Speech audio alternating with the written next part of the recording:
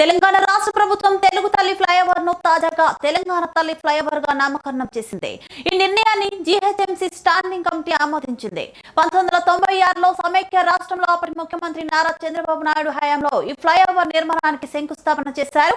అప్పటి పురపాలక శాఖ మంత్రిగా తమ్మనేని సీతారాం, కార్మిక శాఖ మరియు ఇన్ఛార్జ్ మంత్రిగా తలసాని శ్రీనివాస్ యాదవ్, సికింద్రాబాద్ ఎంపీగా బండారు దత్తాత్రేయ, ఖైరతాబాద్ ఎమ్మెల్యేగా పి జనార్దన్ రెడ్డి పాల్గొన్నారు.